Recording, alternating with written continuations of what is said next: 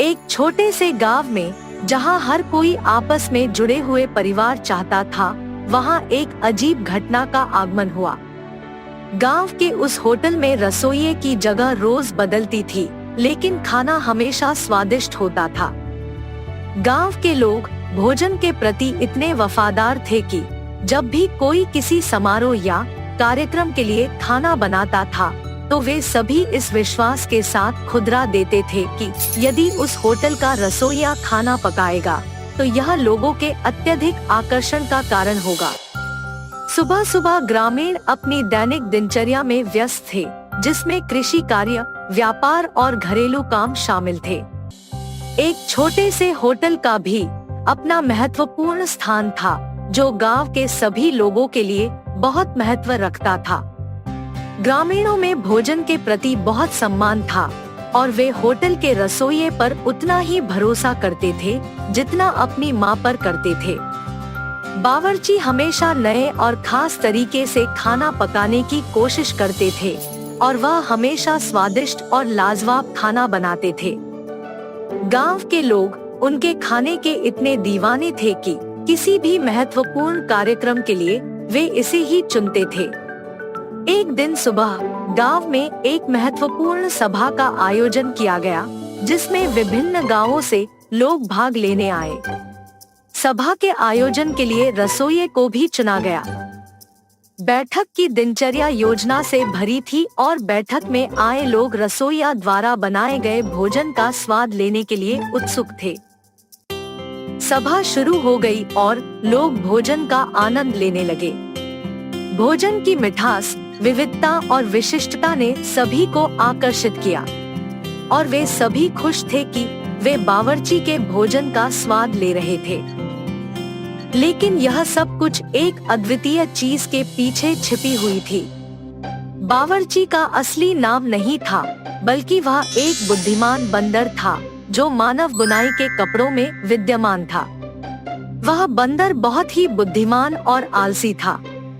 उसे लगता था कि मनुष्यों के खाने में सिर्फ वही आसक्त हो सकता है जो स्वादिष्ट हो। इसी विचार से उसने मानव बुनाई के कपड़ों में बदलकर खुद को होटल के बावर्ची के रूप में दिखाने का निर्णय लिया। बंदर ने अपनी चालाकियों से नए नए खाने बनाने की कोशिश की और वह हमेशा से देखता रहा कि उसके बनाए गए खाने से लोग मनोरंजन करें और उसके परिवार की तरह सहयोग करें। दिन रात की मेहनत के बाद उसकी चालाकियां कामयाब हो गई और उसकी खाने की विशेषता ने गांव के लोगों का दिल जीत लिया। उसके खाने से सभी अत्यधिक प्रसन्न थे और उसे सभी की सराहना मिल रही थी। लेकिन किसी को नहीं पता था कि रसोइये के पीछे एक बंदर का हाथ है। इस अद्भुत योजना के पीछे बंदर की एक विशेष वजह थी। परिवार के अपार स्नेह के बावजूद उनका परिवार उनके साथ नहीं था। बंदर के पारिवारिक पिता की एक दिन गांव वालों ने हत्या कर दी, क्योंकि उसने किसी कारण से गांव के एक बच्चे की जान बचाने की कोशिश की थी। बंदर को गांव के लोगों द्वारा दिखाए गए स्नेह के बारे में तब पता चला जब वह अपने परिवार की मृत्यु का दुहक मना रहा था। बंदर को यह विश्वास हो गया कि आदमियों के स्नेह भावना और सहानुभूति के पीछे एक महत्वपूर्ण कारण होता है और वह भी उनकी मदद कर सकता है। उसने यह सोचकर उनकी मदद करने का निर्णय लिया कि वह गांव के लोगों के लिए खाना बनाने में मदद करेगा। सभा के आयोजन के दिन बंदर ने फिर से एक अद्वितीय और स्वादिष्ट खाने की मिश्रण विधि तैयार की, जिससे लोग बिल्कुल ही मोहित हो गए। जब लोग उसके बनाए गए खाने का स्वाद लेने लगे, तो बंदर ने आत्मविश्वास से भरपूर होकर उन्हें बताया कि वह खुद बंदर है और उसने मानव बनाई की बुनाई में खुद को छिपाया है। लोगों को पहले थोड़ी उलझन हुई, लेकिन उन्होंने बंदर की बातों को सुनकर उसकी बुद्धिमत्ता और साहस को समझा और उन्होंने उसे सराहा कि वह उनके लिए इतना साहसी कदम उठाया।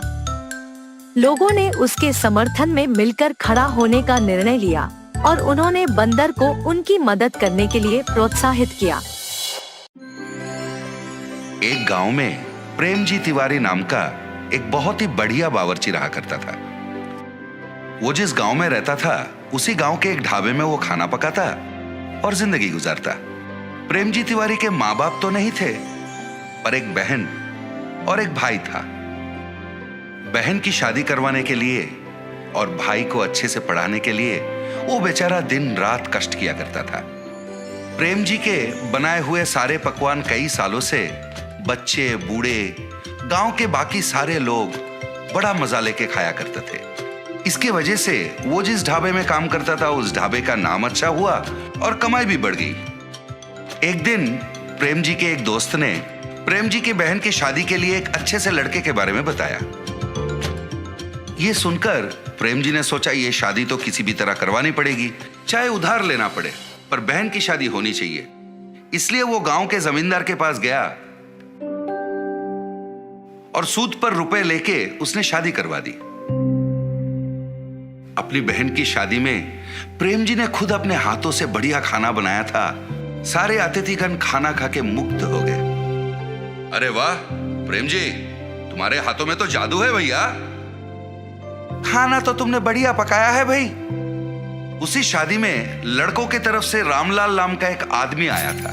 खाना खा के उसे बहुत पसंद आया तो उसने कहा, प्रेम जी भाई, लंदन में मेरा एक रेस्टोरेंट है, क्या तुम लंदन आके मेरे रेस्टोरेंट में कुक के काम करोगे? ये सुनकर प्रेम जी भाई को याद आया कि उसके भाई को पढ़ाना है, उसका कुछ उधारी भी है। इन सबको छोड़ के लंदन जाना उसके लिए नामुमकिन था, तो उसने इस मौके को जाने दिया। दिन गुजरने लगे, उधार का भार बढ़ने लगा और पूरी तनख्वाह तो ब्याज भरने में निकल जाती थी। भाई को पढ़ाने के पैसे कम पड़ने लगे, घर चलाने में भी दिक्कत होने लगा। तो प्रेम जी भाई इन बातों को लेके मन कचोट के रह जाते थे। इस तरह महीने बीतने लगे, पर प्रेम जी भाई का आमदनी नहीं बढ़ रहा था। फिर एक दिन प्रेम जी भाई उदास बैठ के उपाय के बारे में सोच रहे थे। उसे लंदन से आए हुए रामलाल के बातें याद आए। अरे उसने तो मुझे रेस्टोरेंट में काम करने का मौका दिया था, ये बात मैं कैसे भूल गया। ये सोचकर वो रामलाल से मिलने चला। अरे प्रेम जी, आप इस तरफ? आपने तो उस दिन कहा था ना कि लंदन में आपके रेस्टोरेंट में कुक की नौकरी मुझे देने को तैयार है। अभी भी क्या वो नौकरी मुझे देंगे? अरे वाह, बढ़िया है, आखिर आपने मेरी बात मान ही ली। जरूर मौका मिलेगा। मैं एक हफ्ते में वहां जा रहा हूं। मेरा बेटा आपके लंदन आने तक के सारे इंतजाम खुद देखेगा, ठीक है? फिर जब रामलाल वापस लंदन चले गए थे, रामलाल के बेटे ने प्रेम जी का लंदन जाने तक का पूरा इंतजाम 1 महीने के अंदर कर दिया। प्रेम जी ने उससे कहा, बहुत बहुत धन्यवाद बेटा, आप बिल्कुल चिंता मत कीजिए, यहां हम सब हैं ना। आप आराम से लंदन जाइए, वहां अच्छे से पैसे कमाइए और अपनी पूरी उधारी चुका लीजिए। अपने भाई को अच्छे से पढ़ाइए। अगले 10 दिन में लंदन जाने की आपकी फ्लाइट है। इस तरह उसने प्रेम जी को समझाया और उसे लंदन भेज दिया। प्रेम जी लंदन में स्थित रामलाल के इंडियन रेस्टोरेंट में अपना रसोइये का काम शुरू कर दिया। उसके खाना पकाने के तरीके, सब्जियों को काटने के तरीके, खाने को प्लेटिंग के वक्त गार्निश करने के तरीके, और सबसे बढ़िया बात यह थी, जब उसका खाना पकता था पूरा रेस्टोरेंट खुशबूदार हो जाता। वो मन लगा के लजीज खाने बनाता रहा और कस्टमर खुश होते रहे। खाने से खुश होकर लोग उसे काफी पैसे टिप में देते थे। इससे प्रेम जी खुश होकर और बढ़िया पकवान बनाने लगा। इधर महीने का तनख्वाह मिलता था और टिप की ऊपरी पैसे होने के कारण उसका आमदनी बढ़ गया, और जितने भी पैसे वो कमाता था पूरे पैसे वो इंडिया भेज देता। फिर रामलाल के बेटे से बात करता और उनसे कहता कि उन पैसों से उसकी उधारी चुका दे और उसके भाई को बढ़िया सा कॉलेज वगैरह में भर्ती करके पढ़ाए। इस तरह 6 महीने बीत गए। इन 6 महीनों में उसने कई बार पूछा कि मेरे भाई से फोन पर बात करवा दे, पर कोई ना कोई कारण बोलकर रामलाल के बेटे उसे टाल देता तो प्रेम जी को संदेह होने लगा। और फिर जब रामलाल अपने बेटे के साथ बात करते थे, वो चुपके से उनकी बातें सुनने लगा। एक दिन रामलाल से मिलने प्रेम जी जा ही रहे थे। उसने देखा रामलाल बहुत गुस्से में किसी से फोन पर बात कर रहा है, तो वो छिप के सुनने लगा। 6 लाख रुपए है भाई, ऐसे थोड़ी ना आ जाते हैं। प्रेम जी का हाथ का खाना बढ़िया है, इसलिए उसे मैं जो तनख्वाह देता हूं और उसके टिप के पैसे मिलाकर हर महीने उन पैसों को मैंने बचा के रखने को कहा था, ना कि इसके बारे में प्रेम जी के भाई को बताने के बारे में। कोई ना कोई उपाय निकाल और मुझे वापस फोन कर। उनकी इन बातों को सुनकर वो तुरंत अपने घर गया, अपना पूरा सामान उसने समेट लिया और उसी वक्त वहां से निकल पड़ा। मैंने इन पे अंधविश्वास किया था और काम करने विदेश तक आ पहुंचा। 1 रुपए मेरा पैसा मैंने नहीं बचा, पूरा पैसा इनको सौंप दिया। पता नहीं उधर मेरे भाई और बहन किस हालत में हैं। पता नहीं मेरा सूद कितना बढ़ गया है। मुझे विश्वास नहीं हो रहा है कि अपने कुकर्मों के लिए इन लोगों ने मुझे वहां से यहां तक ले आया। वो बेचारा रास्ते के एक किनारे बैठकर दुखी हो रहा था। हे भगवान, अब तुम्हारा ही भरोसा है, तुम ही कोई रास्ता निकाल दो भगवान। वो बेचारा कुछ देर वहीं पर भगवान का स्मरण करते बैठा। अचानक से नील रंग के धुआं के बीच में से श्री कृष्ण पधारे। उन्होंने एक बालक का रूप धारण किया। फिर वहीं पर उन्होंने एक फूड स्टॉल को अपने माया से बनवाया और आके प्रेम जी के पास बैठ गए। अंकल, क्या ये फूड स्टॉल आपका है? मुझे बहुत भूख लग रहा है, कुछ पका के खिलाओगे? मैं पैसे भी दूंगा। वो आके प्रेम जी से बातें करने लगे, पर प्रेम जी को तो पता था वो फूड स्टॉल प्रेम जी का तो था ही नहीं। पर कहीं उस बालक को देखकर प्रेम जी को बिछड़ा हुआ अपना भाई याद आया। पता नहीं उसके मन में क्या हुआ। वो उठा और उस फूड स्टॉल की तरफ बढ़ गया। फिर वहां रखे हुए सारे चीजों को देख के सोचने लगा, इसके खाने के लिए क्या पकाऊं? प्रेम जी ने फिर अपनी नजर इधर उधर दौड़ाई तो उसने देखा खाने के कई चीज रखे हुए थे। अरे पता नहीं ये फूड स्टॉल है किसका? इतने सारे खाने की चीजों को यहाँ छोड़ के कहाँ चले गए? वो सोच में पड़ गया। इस तरह अचंभित होकर वो सोच रहा था, वहां खाना खाने दूसरे कस्टमर भी आना शुरू हो गए। प्रेम जी ने उस बालक के लिए बड़े प्यार से खाना पकाया। फिर वो बालक को ढूंढने लगा और वो बालक उसे दिखा नहीं। और इधर वहां बैठे जो बाकी कस्टमर थे वो सारे फूड फूड फूड कहकर प्रेम जी को पुकारने लगे, तो प्रेम जी उनके लिए खाना बनाने में मगन हो गए। इस तरह बिना कुछ सोचे समझे ही प्रेम जी के जीवन में एक नया मोड़ आ गया था। इसके अलावा वो फूड स्टॉल मेरा है कहने वाला कोई आगे ही नहीं आया। तो प्रेम जी ने सोचा शायद ये भगवान की मर्जी है और उन्होंने ही उसे यहाँ भेजा है। वो अपना काम में व्यस्त हो गया। रामलाल को प्रेम जी के फूड स्टॉल के बारे में पता चला तो उसे रोकने वो खुद आ पहुंचे, पर उसे पता नहीं था ये स्वयं भगवान की देन है। वो उसे कहां रोक पाता। इतना ही नहीं, उसका खुद का धंधा ठप होने वाला था और उसका दिवालिया निकलने वाला था। फिर प्रेम जी ने अपने कमाए हुए पैसों को जमा किया और एक विदेशी के सहायता से उसने अपने भाई को लंदन बुला लिया। वो अपने भाई को लंदन में पढ़ाने लगा, अपनी उधारी भी चुका दी और फिर अपनी जिंदगी को वो आराम से खाना पकाते हुए जीने लगा। प्रेम जी अगर रामलाल और उसके बेटे की बातें नहीं सुनता, पार्क में उस बालक की बात मानकर अगर वो फूड स्टॉल में नहीं जाता, तो शायद आज वो अपने भाई बहन के साथ इतनी खुशी खुशी जिंदगी नहीं बिता सकता। विष्णुपुर नामक एक गांव में वीरेश और गृहा नामक 2 अच्छे दोस्त अपने परिवार के साथ रहते थे। दोनों बचपन से बहुत अच्छे दोस्त होने के नाते उनके दोस्ती के भरोसे पे एक लस्सी का व्यापार शुरू करके उसे चलाते हैं। हर रोज वीरेश और गृहन दोनों साथ में उनके लस्सी के दुकान को जाते थे और आते ही दुकान को साफ करके भगवान की पूजा करके लस्सी बनाना शुरू कर देते थे। इनके लस्सी के तैयारी के लिए हर रोज शाम को लीलावती नामक एक बूढ़ी औरत इन्हें दही देने दुकान आया करती थी। और बेटा, व्यापार कैसे चल रहा है? बहुत अच्छा चल रहा है दादी। आपकी इतनी उम्र आने के बाद भी इतना काम करने की क्या जरूरत है दादी? मेरी तो सिर्फ उम्र बढ़ रही है बेटा, शरीर का ताकत तो अब भी जवान है। ऐसे ही दही देने आके उनके साथ थोड़ा बातचीत करके हंस के चली जाती थी।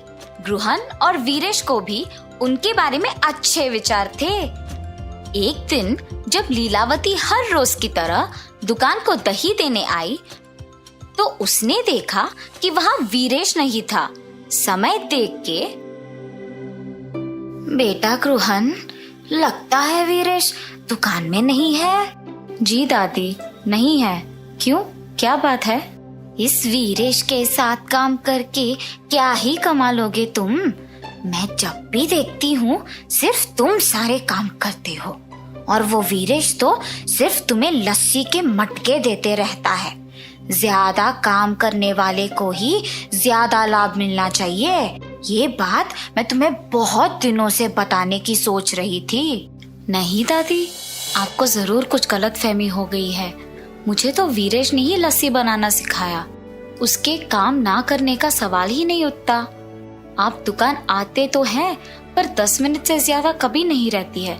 इसीलिए आप वीरेश के वास्तविकता से अनजान हैं। ठीक है, तुम्हारी मर्जी बेटा। मुझे जो कहना था मैंने कह दिया। चलो अब मैं निकलती हूँ। और जाते वक्त मन ही मन पछताती है कि उसे ये सब गृहन से कहना ही नहीं था। अगले दिन जब दही देने वापस उनके दुकान जाती है, तो गृहन के ना होने का मौका देख वीरेश को भी वही बताती है जो पिछले दिन गृहन को बताया था। गृहन उसकी बातों की विश्वास करता है, मगर नजरअंदाज कर देता है और यही कहता है कि शायद उसने गृहन को सही तरह से नहीं समझा होगा। लेकिन वीरेश लीलावती के बातों से प्रभावित होकर गृहन पे उसके विचार बदल देता है। अब ये दोनों तो अलग दुकान खोलेंगे और मुझे ज्यादा दही बेचने को मिलेगा। वीरेश लीलावती के कहे बातों को जाके अपनी पत्नी को बताता है। आप कुछ मत सोचिए, मेरी बात सुनकर एक और लस्सी का दुकान खोल दीजिए बस। पर गृहन को क्या बोलूं? यही बोलिए कि जीवन में आगे बढ़ने के लिए ना अलग अलग व्यापार करना बहुत जरूरी है। पत्नी के प्रेरित करने पर वीरेश गृहन को एक नई लस्सी की दुकान खोलने की बात कह देता है और निवेश के पैसे गृहन से वापस ले लेता है। वीरेश के काम में और निर्णय में रुकावट ना बने, इसीलिए गृहन उसे कुछ नहीं कह पाता और वीरेश के दूर होने पर बहुत दुख होता है। गृहन को दुखी होते देख उसकी पत्नी, आपको ऐसे दुखी देख मुझे अच्छा नहीं लग रहा है जी। आपको अपने मन को ये कह के संभालना होगा कि वीरेश जी की स्थितियों ने शायद उन्हें ऐसे करने पर मजबूर किया होगा। वही तो मुझसे नहीं हो पा रहा, और ऐसे अशांत मन से आप क्या ही व्यापार चलाएंगे।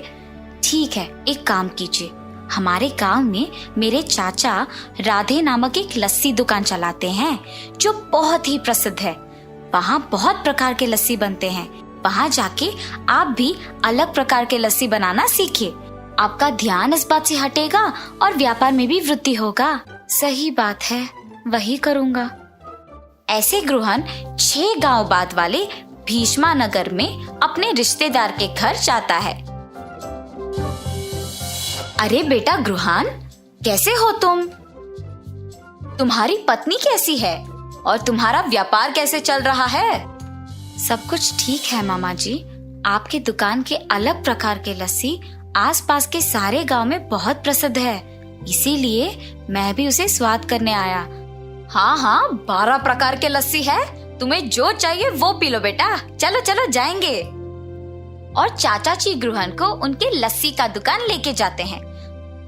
वहाँ पे लोगों की भीड़ लगी होती है। टिकट खरीद के लाइन में खड़ा होके इंतजार करने के बाद उन्हें लस्सी मिलती थी। ये सब गृहन को बहुत नया और अलग लगता है। और दुकान के अंदर जाने के बाद वहाँ पे अलग तरह के लस्सी बनते हुए और बनाने का तरीका देख गृहन भी वहाँ के कार्मिक के साथ लस्सी मिलाता है। और ऐसे ही जितने भी दिन उस गांव में रहता है, ग्रुहन अलग प्रकार के लस्सी बनाना सीख लेता है। वापस गांव आने के बाद ग्रुहन उसके दुकान में अलग तरह के लस्सी बनाना शुरू कर देता है। वो उसके दुकान के सामने लस्सी के रंगीले चित्र बनवाता है ताकि ग्रामीणों को पता चले कि ग्रुहन के दुकान में विभिन्न प्रकार के लस्सी मिलते हैं, और उसके नाम भी लिखवाता है। वहां से गुजरते हुए ग्रामीण उसे देख आश्चर्यचकित होके उसे पढ़ते हैं। इंडियन लस्सी, पंजाबी लस्सी, आम की लस्सी, नमकीला लस्सी, मीठा लस्सी, मलाई लस्सी, केले का लस्सी, मसाला लस्सी, केसर की लस्सी, चॉकलेट लस्सी, गुलाब लस्सी। ऐसे नए नाम और रंगीले चित्र देख गांव वाले भी उन नए तरह के लस्सियों को स्वाद करने आते हैं। ग्रुहन, कुछ विशेष बात है? इतने प्रकार के लस्सी, जरा मसाला लस्सी देना। और ऐसे मसाला लस्सी पी लेता है। अरे वाह, बहुत ही स्वादिष्ट है ग्रुहन, जरा एक और देना।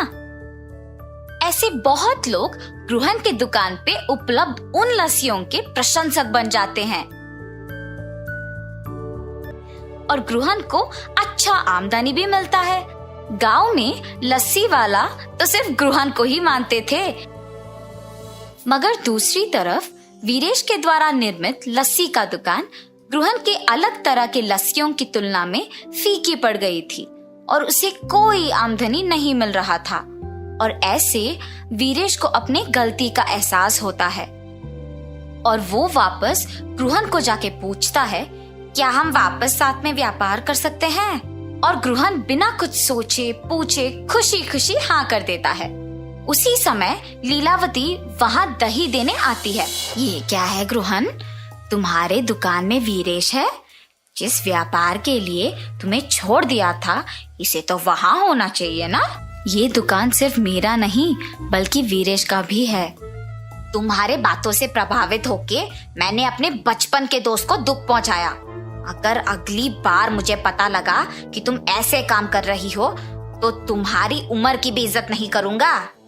वीरेश के बातें सुन के लीलावती डर के मारे वहां से चली जाती है और ग्रुहन वीरेश की बातों पे हंसता है। ऐसे वो बिछड़े हुए दोस्त वापस मिल जाते हैं और खुशी से अपना व्यापार चलाते हैं।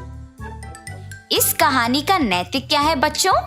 दोस्ती में ये जरूरी नहीं होता है कि कितने साल से एक दूसरे को जानते हैं, मगर ये जरूरी होता है कि कितनी गहराई से एक दूसरे को पहचानते हैं और भरोसा करते हैं।